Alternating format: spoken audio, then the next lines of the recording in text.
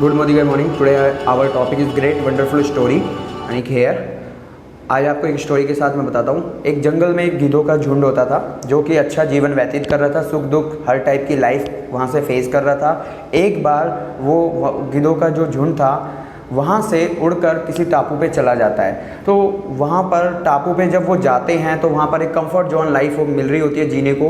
वहाँ से उन्हें पशु पक्षियाँ हर टाइप के मतलब जीव जंतु जो समुद्र के अंदर होते हैं कंफर्ट जोन लाइफ में खाने को मिल रहे थे।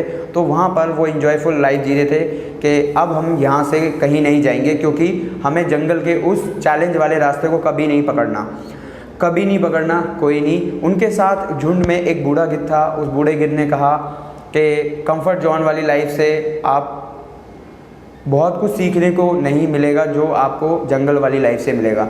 लेकिन उन्होंने उस बूढ़े गिद्ध की बात को इग्नोर कर दिया। बूढ़े गिद्ध ने एक दिन एक सभा रखी। सभा में कहा कि ज़िंदगी में बहुत कुछ हमें जंगल नहीं सिखाया तो हमें जंगल चले जाना चाहिए। तो उन्होंने मना कर दिया कि नहीं, हम आपकी इस बात से सहमत नहीं हैं। तो कोई नहीं, बूढ़े गिद्ध ने फिर भी बोला तो आप नहीं चलते तो मैं दोबारा जंगल के लिए लौट जाता हूँ।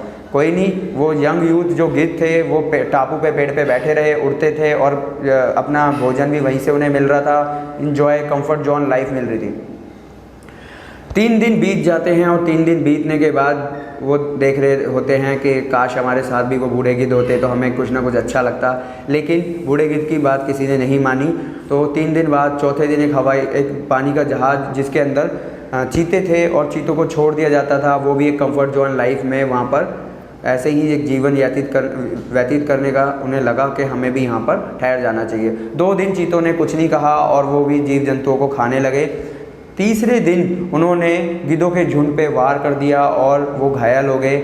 और गिद्धों ने उनसे मतलब जो डेली प्रैक्टिस थी जंगल की उनको वो प्रैक्टिस नहीं थी, उड़ने की भी बचाव करने की भी वो भूल चुके थे। वो इसलिए भूल चुके थे क्योंकि उन्हें एक कंफर्ट जोन लाइफ जीने की हैबिट हो गई थी। इस वजह से क्या हुआ कि चीते उनके ऊपर भारी पड़े और उन्होंने उन्हें घायल कर दिया, कुछों को मार दिया।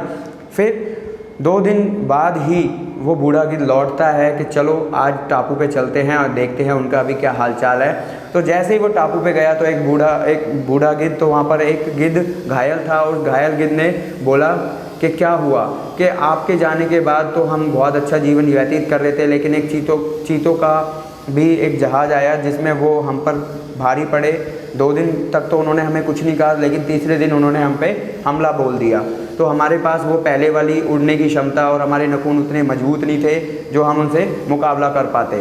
तो इस कारण बूढ़े गिद्ध ने उन्हें बोला कि मैं तो तुम्हें पहले ही बोल रहा था कि जीवन में सुख दुख जब तक नहीं देखोगे, चैलेंजेस नहीं देखोगे तो आप आगे कैसे बढ़ोगे। जंगल हमें वो चीज़ सिखाता है कि वहाँ पर लड़ने की पावर सिखाता है कि हमें कैसे मतलब मुसीबत का सामना करना चाहिए। आप कंफर्ट जोन लाइफ में अपनी डेली प्रैक्टिस को ही भूल गए थे, कैसे उड़ना चाहिए, कैसे जीव जंतुओं जो जंगल के जंतुओं से कैसे बचाव करना चाहिए।